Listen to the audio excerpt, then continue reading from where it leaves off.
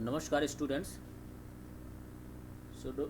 Today in this lecture I will start another topic of your syllabus, that is ion beam analysis techniques, or these techniques are also known as the experimental nuclear techniques. So these techniques are one of the most important topic of your syllabus, that is of accelerated physics. And as we have learned from previous lectures that when super heavy ion energetic ions passes through materials, several phenomena take place. So based on those several phenomena, several characterization techniques emerges out. So these characterization techniques are known as the ion beam analysis techniques, because some of these ion beam analysis techniques are based on the nuclear collision between the energetic ion and target atom. So that is why these techniques, some of these techniques are also known as the experimental nuclear techniques or nuclear techniques. So this lecture is prepared from several reference. The reference books I have taken, that is Atomic and Nuclear Analytic Methods by H.R. Verma, Back Scattering Spectrometry, that is W.K. Chu. So this is especially, this reference back scattering spectroscopy is especially for the RBS technique. And another reference book that we are using since the beginning of this fourth unit, so that is Shift Heavy Ions for Material Engineering and Nanostructuring by D.K. Awasthi and Professor G.K. Mehta. All these three books are nice, very nice books.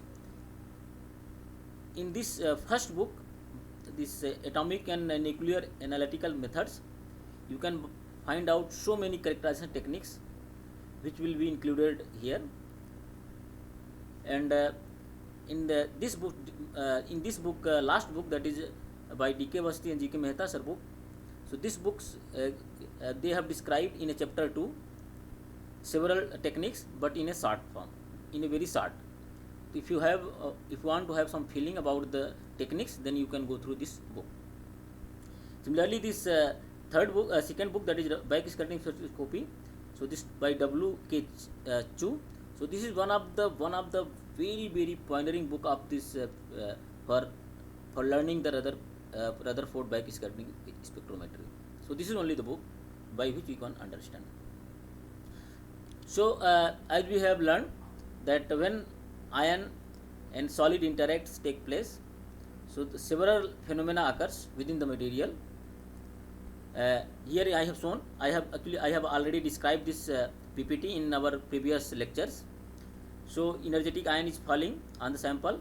So probability is that this energetic ion can, after elastic collision with the target atom, it can back scattered into the same direction from where ion was coming. So this is known as the back scattered atom. Yeah, that is this technique, this phenomena give the one characterization technique, that is known as the Rutherford back scattering technique. This is also known as the experimental nuclear techniques. Another phenomena is that when energetic ion fall on the sample, sputtering of the target atom may take place. So if we catch the sputtered atom and measure the number of sputtered atom and energy of the sputtered atom, then this gives the technique that is known as the SIMS, that is secondary ion mass spectroscopy. And then emission of electron, and then there may be emission of photon also, h nu. So depending upon the energy of the photon, if energy is in the order of X-ray, then this give a new technique that is known as the particle induced X-ray emission, PIXI technique. Or if the photon energy is of the order of gamma ray, so that is known as the particle induced gamma ray emission. If the energy in of the order of visual range, so that is giving the ionoluminescence. Another phenomena, this energetic ion hit the target, depending upon the mass of the target and mass of the projectile, that is ion. If the mass of the projectile is greater than the mass of the target, then there may be this target atom may move into the forward direction of the incident ion. So that is known as the recoil.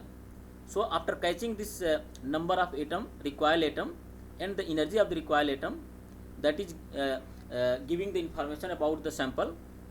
So this technique is known as the elastic recoil detection analysis. Okay. So we have already discussed this material modification region where ion implantation, ion irradiation and doping has been done. So let us start. What are these IBA techniques? So as I mentioned that ion beam analysis techniques, or they are also known as the experimental nuclear techniques. So these are the few list of the ion beam analysis techniques: PIXI, IL, ionoluminescence, RBS, ion channeling, ERDA, LEIS, MEIS, NRA, CPAA, AMS. This AMS technique I will not discuss in this lecture. So that is accelerator mass spectroscopy, provides an ultra sensitive technique to determine the ratio of isotopes on an element from a small quantity of 1 milligram sample. So now this technique, AMS technique, is emerged as a very powerful tool to determine the age of the rocks. So for geological point of view, this AMS technique is very important. So they basically separate the isotopes of the carbon, and then they determine the age of the rocks, age of the what is the age of the some ancient objects. Similarly, another technique I will not discuss, that is CPAA, that is charge particle activation analysis. But I will discuss in other terms, so that is the neutron activation analysis. So that provides the isotopes, light element, determination of sub ppm level, ppb level, parts per billion level. So that is very sensitive techniques. This NRA I will discuss. LENIS I will maybe I will discuss, that is basically part of the ERD and RBS I will discuss. Ion channeling I will discuss. PIXI and PG I will discuss, okay, in this lecture. So this ion beam analysis technique, if you see, so these ion beam analysis techniques are basically used in a different branch of science. If you see this PPT carefully, so you see here I have mentioned the ion beam analysis techniques. So these are name of the techniques, and this is the branch of science where you can use these techniques. Like I have mentioned, accelerator mass spectrometry. So this technique is used in a, let us say, geology, cosmology, nuclear chemistry, this archaeology and anthropology, environmental science, medicine, pharmacology. So you see this accelerator mass spectroscopy is how it is useful in different branch of science.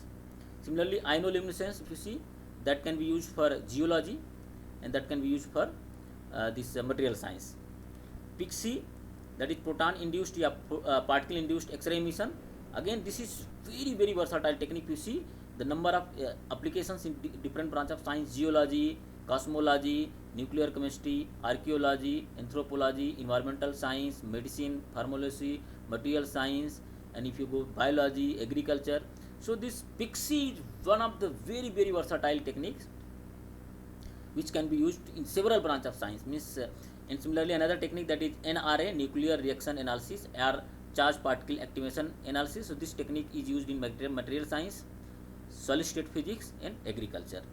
ERDA, elastic recoil detection analysis, this can be used for medicine, for pharmacology, material science, surface properties of the studies, and then solid state physics, and then agriculture. Similarly, RBS, you see, Rutherford backscattering. So this can be used for material science, for surface properties of studies, for solid state physics. Similarly, channeling or blocking, that is again, this is the channeling is the part of RBS Rutherford backscattering spectrometry. So this technique can be used in two modes, that is in random mode and the channeling mode. So this is channeling, RBS channeling. So that is also known as the blocking method.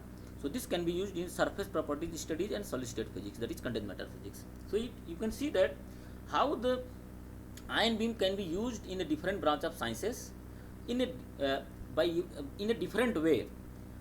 We are discussing I have started the lecture application of accelerator from the beginning. So I have discussed interaction of charge particle in fourth lecture. Then we have discussed how this ion beam are used in material science. So as I mentioned there in my second series of lecture, so ion means it's depend upon you. It's depend upon your ability, how you can explore the possibilities of using the ion beam in your research. So that depend upon you. Means sky is open. This ion beam sky is open. This accelerator are open for the society one can use and benefited from the accelerator. So similarly, if you see here, so this is again, this is a class of application of ion beam technique, that is ion beam analysis techniques, and this is you see they are used in a very huge in several branches of science. Okay, so if you go into the detail, so as I discussed that nuclear, sometimes they are called as the nuclear techniques or ion beam analysis techniques. Why these are called as nuclear or ion beam analysis techniques? You see, so we know there are two, when energetic ion beam passes through a material, so it loses its energy via two methods we have learned in our previous lectures. So one method was elastic collision, another was the inelastic collision. Elastic collision means when the energetic ion directly interact with the nucleus of the target atom. In case of inelastic collision, when the energetic ion interact with the electronic system of the target atom, not with the nucleus. So it means electronic system, that is why this is called the inelastic system, inelastic scattering. So in case of if you see IBO technique, you point out the elastic process take place in Rutherford by scattering and channeling. So that is why, so this is basically their nuclear collision, means ion is interacting with the nucleus directly. So that is why this RBS and channeling is known as the nuclear techniques. If you see nuclear resonance, that is nuclear technique. And if you see that is elastic recoil detection analysis, in this case also ion is basically between the ion and target atom elastic collision take place. So that is why this is also known as the nuclear techniques. Another technique, if you see, that is this is mentioned though in the inelastic collision, but this is also known as the nuclear technique, that is nuclear resonance reaction analysis and nuclear resonance analysis. So when resonance occurs, then also if you see, that is particle induced gamma ray emission, that is also in inelastic category. But these two techniques are also come into the in case of nuclear, these are also known as the nuclear techniques. Similarly, I have not mentioned one, that is neutron activation analysis, that I have not mentioned here. That is also a kind of a technique which can be called as the nuclear experimental nuclear techniques. And another technique, that is the particle induced X-ray emission, that is PIXI, that come under the inelastic collision of the ion and target atoms. So these are the few techniques. Why these are called as the ion beam analysis technique? Because they use the ion beam to analyze the material, to analyze your target, to analyze your substance, to analyze your objects. That's why these are known as the ion beam analysis technique. And why they are called as the nuclear techniques? Because here when we are using the ion beam to characterize the material, to characterize the target, so basically nuclear collision take place between the ion and target. So that is why these are known as the nuclear techniques also. Nuclear reactions, particle induced gamma ray emission, nuclear resonance. So that is why they are also called as a nuclear reaction. So that is why I have here this nuclear NRA, nuclear reaction analysis, and this is nuclear resonance, that is also NRA. But this comes under the nuclear inelastic class, and this comes into the elastic class. Okay, don't be confused. And this NRA and this PG both are quite similar techniques, but there is a little difference between the nuclear reaction analysis and the particle induced gamma ray emission, that is PG. Only little difference. I will discuss in detail. Okay. So let us want to make a ion beam analysis technique. So what ingredient we require to do the ion beam analysis techniques? Obviously, for means ion beam analysis technique is that it means we require the ion beam. So we know that from where we can get ion beam, we can get charged particle from the accelerator. That is why I have written a particle accelerator. From particle accelerator we can get a ion beam, and obviously we require a sample, means target, on which this ion beam will fall. And when this ion beam will fall on the sample, there will be several phenomena will occur, that as I discussed in the second PPT or in the first PPT, that was this PPT. So obviously several phenomena will occur. So depending upon the phenomena, there may be emission of photon, there may be scattering particle, there may be reaction produced, or maybe different kind of phenomena may occur. So all these photons or backscatter particles or reaction produced, we need a detector to detect. Okay. So means whatever charged particles or photons are emitted after this ion beam and target reactions, we require detector to detect. So there we require a detector depending upon which kind of charged particle you are detecting. If you are detecting X-ray, obviously you need different detector. If you are detecting gamma rays, you need a different detector. If you are detecting a charged particle radiation, a charged particle, then you need a different detector. If you are detecting photon, you need a different detector. Okay, so depending upon your requirement, what kind of radiations, what kind of object you want to detect, that why according to that you need a detector. Then obviously this signal will be very small, so you need a pre-amplifier and then amplifier to amplify the signal, and then we have a multi-channel analyzer. So in multi-channel analyzer, they were this channel number, means this analyzer will be calibrated with the energy with the channel number. So here in experiment we don't measure the direct energy, we measure the channel number. So particular energy of the whatever radiation will fall, that will fall in the channel number, and then we convert in channel number into the energy and the number of counts. Okay, the number of yields means how many number of this charged particle of photons are emitted from the target, that number measures in the channel, means energy we can measure by this MCA, and then we can analyze the spectra. So this is what we require to make a device in the preparation of ion beam analysis technique. Okay, so now let us start one of the very basic technique, that is known as the Rutherford backscattering spectrometry. Okay, so as name refers, Rutherford, it means obviously this technique goes to the Rutherford. Obviously he was one of the genius scientist on the earth, so he invented the nucleus. So this history of the Rutherford RBS started from Rutherford when he invented in 1911 the Rutherford scattering experiment by using the alpha particles on the gold target, and that was the first experiment which was done by the Rutherford, and he was measuring the backscattered atom by of this alpha particles. The target was the gold, and he was recording on the zinc sulfide screen, means how many backscattered atoms were coming out back. Okay, then doing this experiment, he invented that all the atoms are made from the nucleus.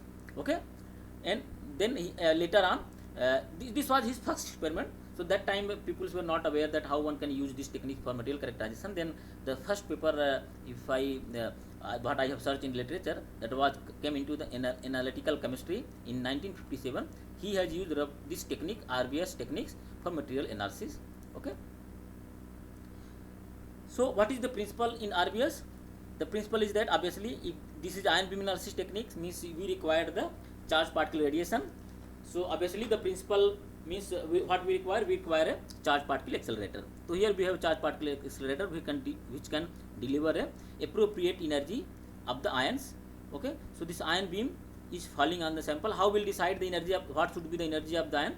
That will depend, I will discuss in detail. So this charged particle is falling on the sample, so that is ion beam. Here we have a sample. Okay, and this angle, this ion, if this target should be not will be not there, then this ion beam should have passed through the sample. So this angle is known as the backscattering, and then after falling on the sample, some of the charged particle may after collision with the target atom may return into the backward direction. So that is known as the backscattering. So this is I have written scattered beam. So obviously we have a detector, nuclear particle detector, so which will detect these backscattered atom. So this angle that is known as the scattering angle. Okay, and this is the sample. So what we will measure in the RBS, that RBS measures the number and energy of the backscattered ion after elastic collision or scattering with the target atom from the surface and near surface region. Okay, so whatever this ion beam will fall, that will only return from the surface and near surface region. Means in this case it means the energy of the ion will be not much more. The energy of the ion should be in appropriate that the beam which are falling on the sample, they should backscatter from the surface and near surface region. So that should be requirement. So I will discuss why this energy should be low or high, how much energy should be required. So what are the some applications and strength and limitations of the RBS? If you see that ideal use of RBS, this is very important slides. So several maybe questions may be asked to you that from this slide, that what is the ideal application of ion beam analysis, RBS analysis, is that this RBS can be used to determine the thin film composition and thickness. Means what are the elements are present in your sample, that can be determined, and what is the thickness of your sample, that can be determined by using the RBS techniques. Okay, and multi-elemental depth concentration profile can be determined. Means at some particular depth, how many numbers of elements are there at particular depth in the samples, that can be determined, and determine the areal concentration. Means let us say we have a thin film, and how many numbers of atoms are present at the surface of the thin film, that is atoms per centimeter square, that is known as areal concentration, that can be determined. Determine the film density. Obviously we know the thickness, then we can determine the film density.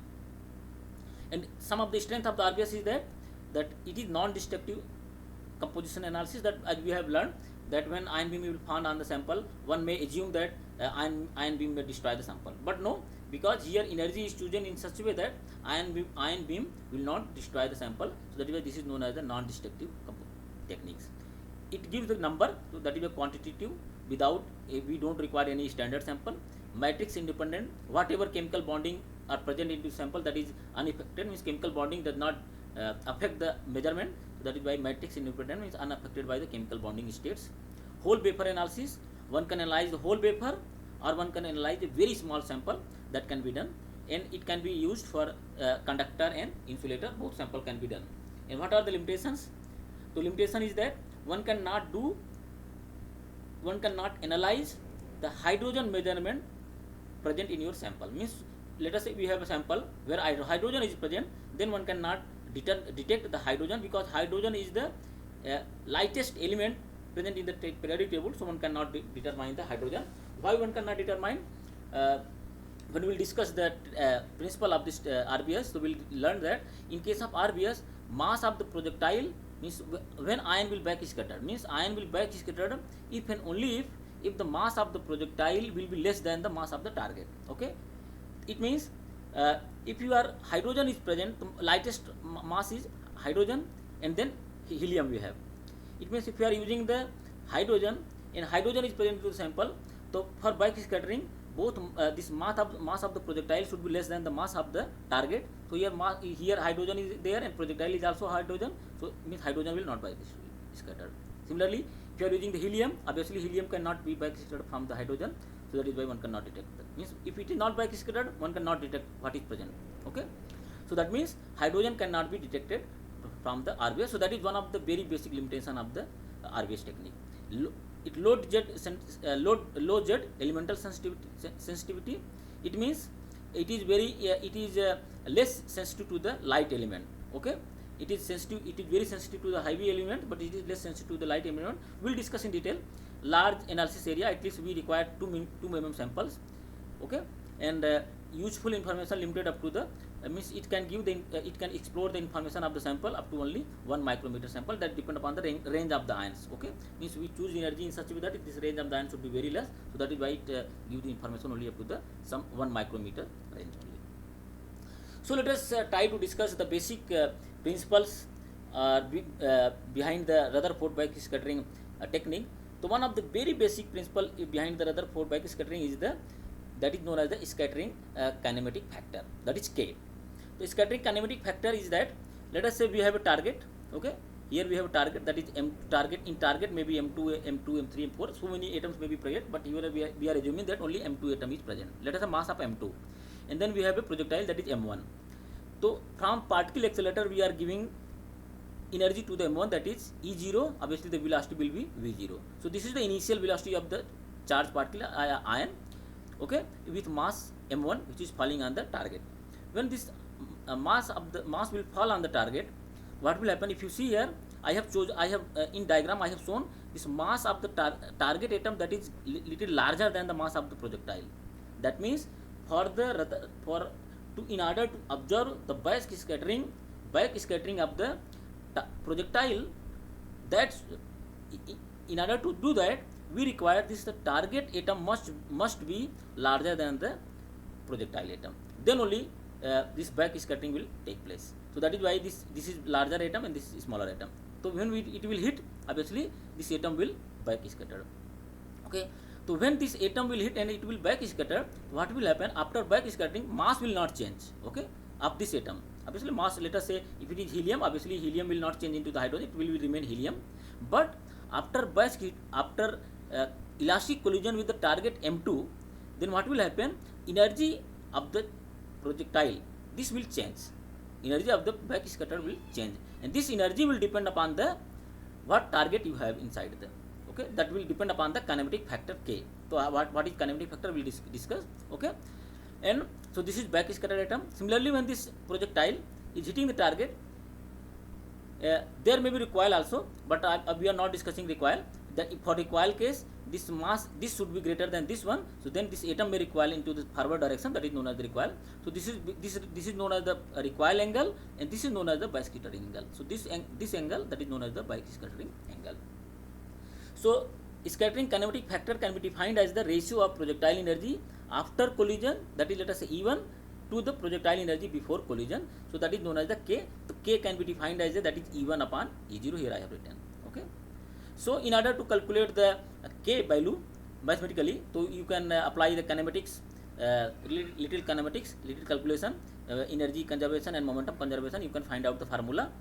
Okay. So what are assumptions we require? We require assumption to derive the kinematic factor are that interaction are considered to be elastic. Means whatever interaction will take place between this atom and this projectile in target atom, that should be elastic, means that should be only pure nuclear collision should be there.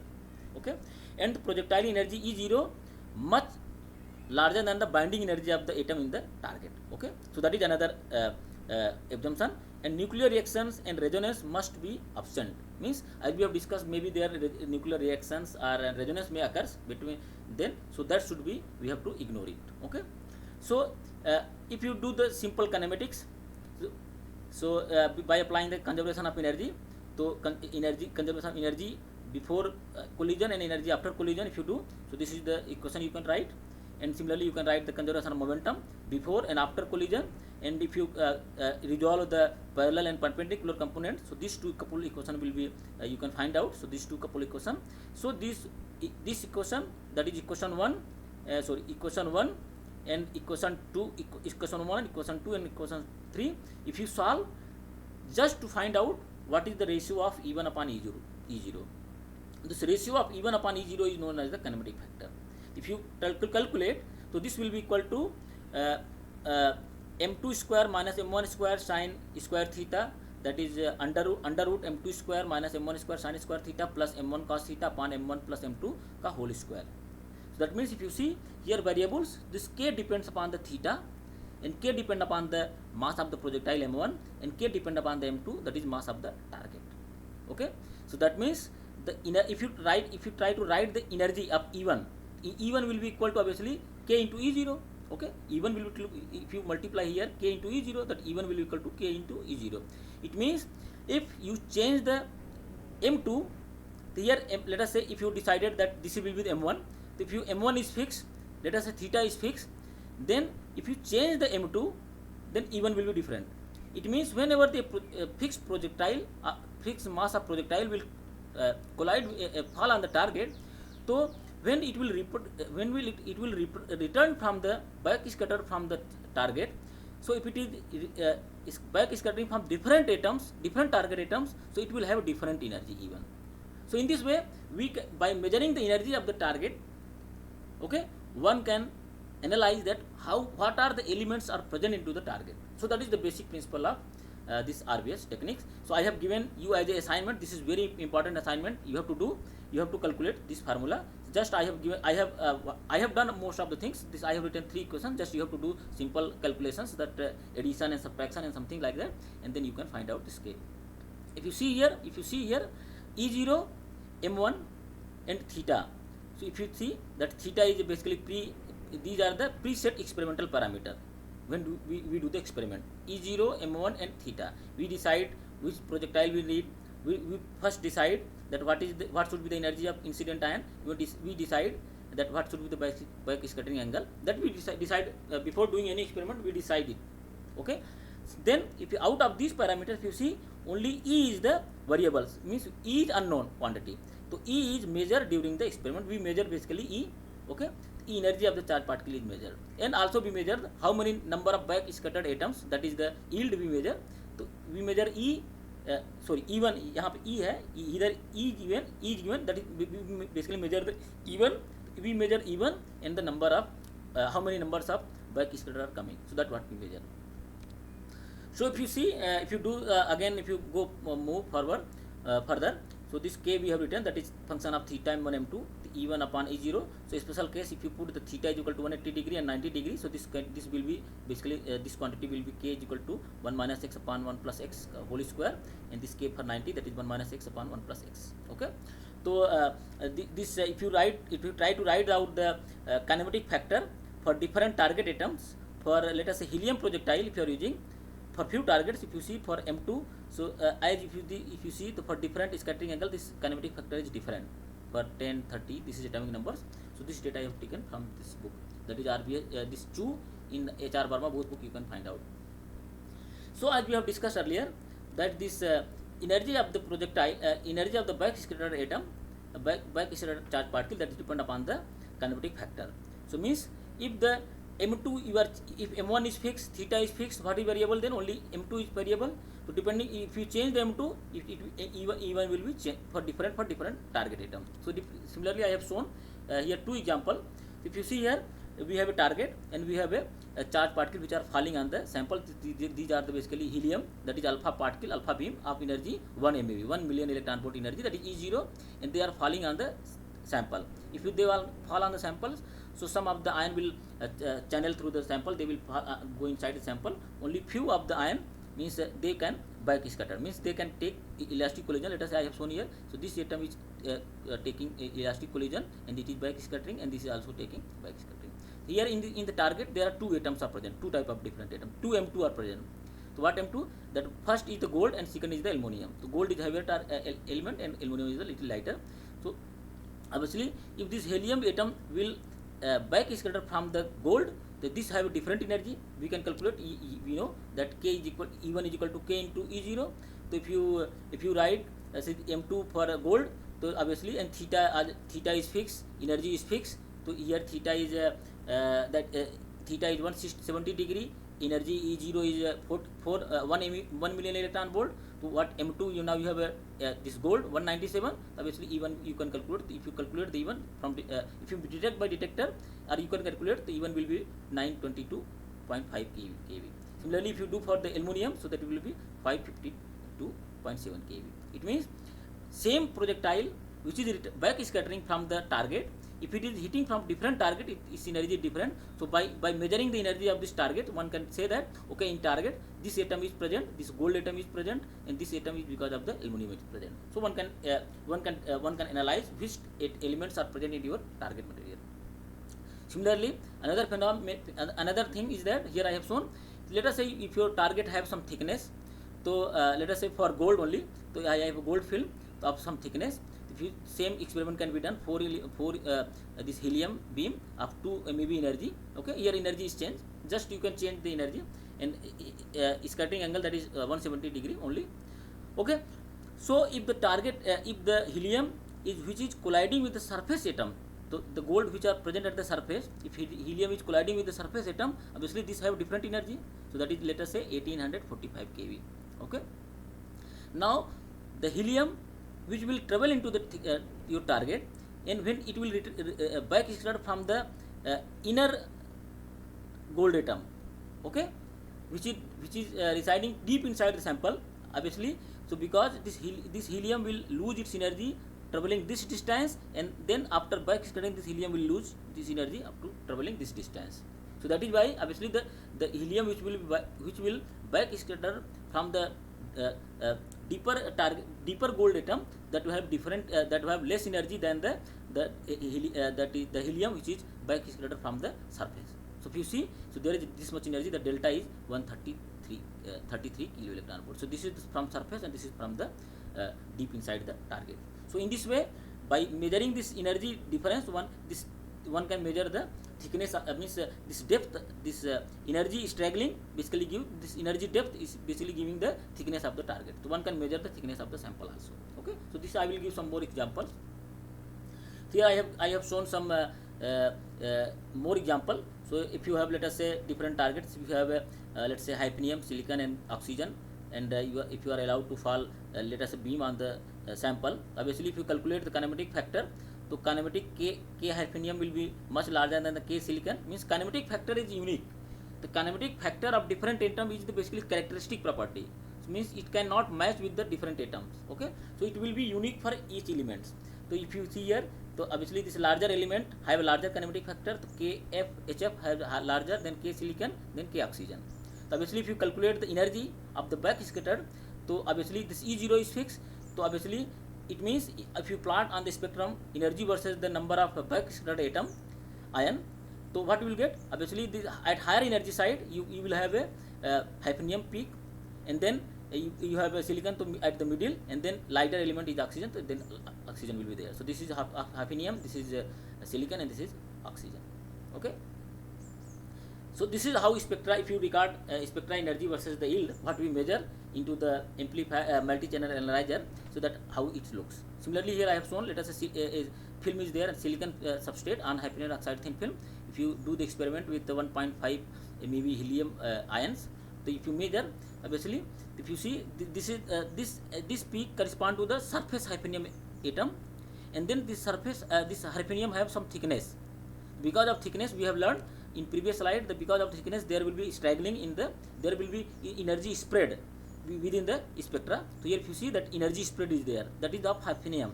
So this energy spread because of the thickness of the film, because of the energy, this ion has to lose its energy during the travel this distance, and then even it will back scatter, it will have to lose energy. So that is why there will be energy straggling. Okay, so this is the thickness of the hafnium. And then obviously then the oxygen is also there, but the kinematic factor of oxygen and hafnium is different. So this obviously this will show the oxygen peak. So here we silicon oxygen is lighter than silicon, so first silicon will come.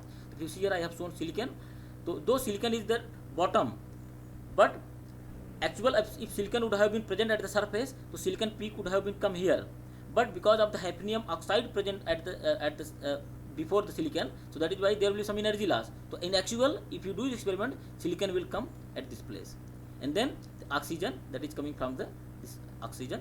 So it means here oxygen, hafnium, silicon, and oxygen. So this will be the typical spectra of Rutherford by scattering. By measuring this width, one can measure when to determine the thickness of the sample. So let us try to analyze this. These are some I was giving the this feeling about the kinematic factor. If you see kinematic factor, if you plot the kinematic factor target mass, and let us say that is kinematic factor for different projectile, so one can use proton beam, one can use alpha beam, one can use lithium projectile. So if you are using, let us say hydrogen projectile, proton, if you see how this kinematic factor is changing for different M2. So if you see here, it is saturating very it is increasing very fast, and it is saturating very high. It means it's saturated. If you see, kinematic factor is saturated around, let us say that is above 30. That means this, if you are using lighter projectile, means kinematic factor will be different, means unique. Here you can distinguish the kinetic factor here for lighter element of the target, but at higher element, if you go for about 50, the kinematic factor is, let us, you cannot distinguish. Okay.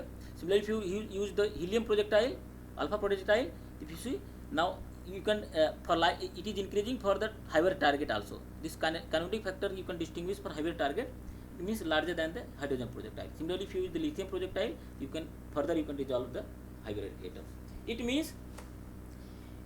means that lighter projectile, by using this, knowing the kinematic factor, it means lighter projectile are very sensitive, means they can resolve the lighter element in the target, but they cannot resolve the heavier element into the target.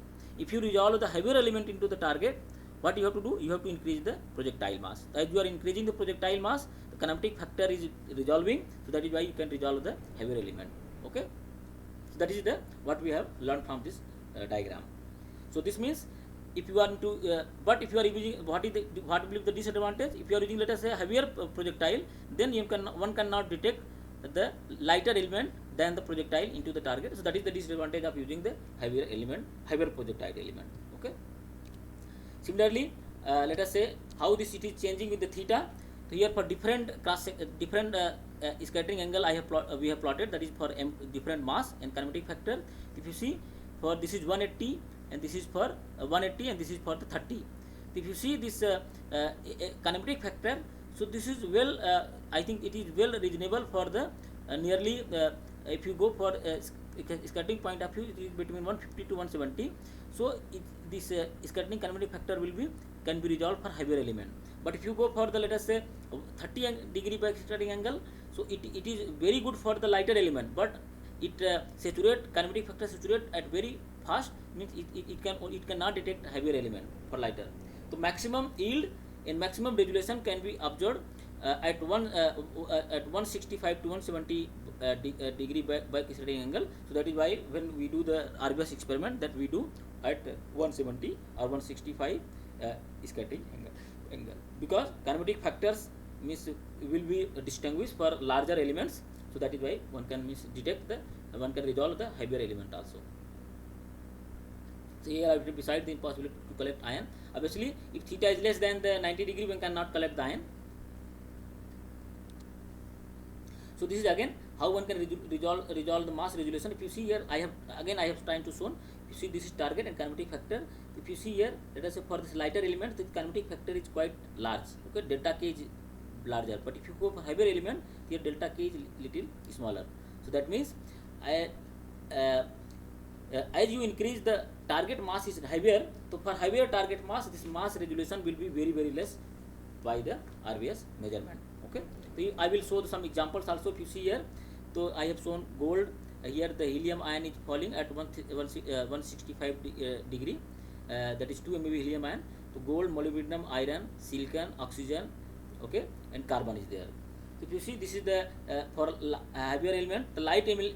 So if you see here, silicon and oxygen and carbon. So carbon and oxygen are less than silicon. Obviously, this silicon I have substrate, so silicon will have a larger peak. So what is this advantage here? That carbon and silicon will overlap with the heavier element, that is lighter. Okay, for silicon. Similarly, if you see here, I have tried to show what for heavier element. If you see, let us say if you have two close element like gold and mercury. So gold, if you do the RBS measurement, so as I have shown here in this graph, for heavier element, if you see for heavier element, delta K is very less. That means whatever backscatter ions will come, they have very little difference in energy. So that is why mass resolution will be very less. If you see, that is why their peak is overlapping. That means for heavier element, this mass resolution will decrease. That is why I have written decrease mass resolution for heavier element. Here, if you see chromium and iron also, they have some overlapping peak. Here, gold and mercury is also overlapping peak. Okay. So another parameter in RBS, that is the Rutherford backscattering cross section. So here I have shown that is the projectile and this is the target. This is the target nucleus. So that is basically known as the impact parameter. So this scattering cross section can be written as sigma r. That is scattering cross section, that can be function of energy and theta. If you see, this scattering cross sections decide that how much energy one has to do. If you see this sigma r, so sigma r is directly proportional to Z1 square, Z2 square and E square, where Z1 is the mass of the projectile, Z2 is the mass of the target, and E is the energy of the projectile. Okay, so it means if energy of the ion is, let us say, very high, so as energy of the ion is high, so sigma r will be less, means scattering cross section, scattering probability will be very less. So that is why in RBS experiment we have to choose in energy in such a way that there should be some scattering. One can choose very low energy also. If energy is very low, but scattering cross section will be high. But if energy is very low, then it may not back scatter. Means another requirement is that, as I have discussed during the principle, when I was discussing the principle, that the projectile energy should be much higher than the binding energy of the target atom. Okay, so that should be the requirement. So that is why we have to choose energy in such a way that energy should be greater than binding energy of the target. So that is why, but we have to not choose higher energy. If we choose very high energy, that means sigma r will be very less, then there will be no scattering, there will be no backscattering. Similarly, it is proportional to Z1 square and Z2 square. It means scattering probability will increase with Z1, with increase with Z2, but decrease with E. Okay, and the number of yield means if it is scattered with the if elastic collision take place between the target and ion projectile, then this how many numbers of atoms are backscattered, that is giving the scattering probability. And how many numbers of backscattered, that will depend upon that is known as the yield, that number of atoms, number of counts which are backscattered, that we are measuring here. I have shown. So that is equal proportional, that is equal to Q and T. That is Q is the number of the charge, that is Q is the number of ions incident on the target, means how many numbers of ions are incident on the target. Okay, and N is the number density of the target, and T is the thickness of the sample, and D sigma upon D omega, that is the scattering cross section. Okay, that is the scattering cross section, and omega is the solid angle.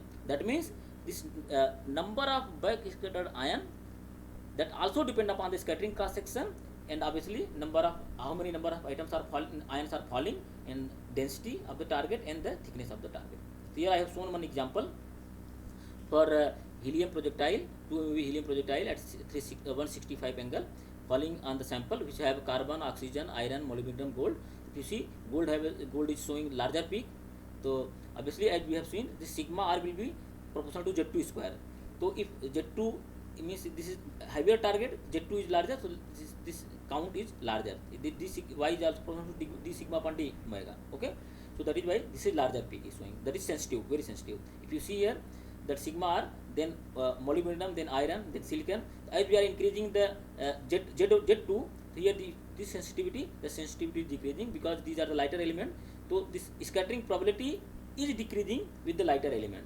Okay, that was what was earlier we were saying, that was the mass resolution. Mass resolution is very high for the lighter element, but sensitivity is very low for lighter element. If you see here, okay, so here I have plotted.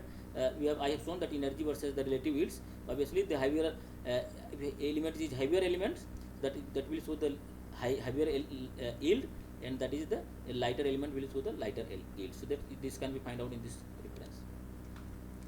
So this is how one can measure the thickness and concentration measurements. I have already shown if this by measuring the energy spread in the spectra, so that is giving the thickness. So here I have shown for gold different thickness. Okay, and concentration, if you measure the this area of the peak occupied by this tantalum and this of different elements, that give the concentration of the peak, concentration of your sample. So this is not only RBS is not only limited to the thin film, means only one layer of thin film. It can be used for multi-layer thin film. If you see here, and this technique is very useful for multi-layer spectrum to analyze the multi-layer thin film. And if you use apart from the RBS, so you have to remove this. Let us say you want to determine the thickness of this sample cobalt, then you have to remove first this, and then you have to measure this. And then if you want to measure this, then you have to remove upper layer, and then you have to measure this. But by using the RBS, one can, by removing anything, by destroying the sample, one can measure all the how many atoms or how many layers are present, means what is the thickness of this niobium, cobalt, niobium, cobalt, niobium, cobalt, and how many atoms are there, one can measure the spectra. So this niobium, now 3 niobium is there. So niobium is heavier element. It means niobium peak will come first. So this niobium will correspond this peak, and this niobium will correspond this peak, and this peak will correspond this niobium. Obviously, cobalt has two layer. It means 2 peak will come. So this cobalt will correspond this peak, and this cobalt will correspond this peak. So this was for by using 2.2 MeV lithium ion, and if you see, if you are using the heavier target, so this resolution is little clear. Okay, means the peak is not overlapping, but same sample can be done by the different projectile, that is helium projectile with different energy. If you see here, the little resolution is decreased, means here the peaks are getting overlapped. Okay, so that means that what we have learned. So this I have taken this reference. So one can do the analysis of multi-layer spectra also. So this is another example. This is I have done this work. So I have analyzed the zinc sulfide thin film doped with cobalt. So here one can detect how many cobalt atoms are present in the sample. So I have analyzed this sample. So this is zinc spectra, and if you know, this zinc is 30 and cobalt is 28. So that is why they are very close atoms. So one cannot resolve this cobalt and zinc. That we have learned that for heavier elements the resolution is decreased. That is why the peak is overlap, and this sulfur and the silicon.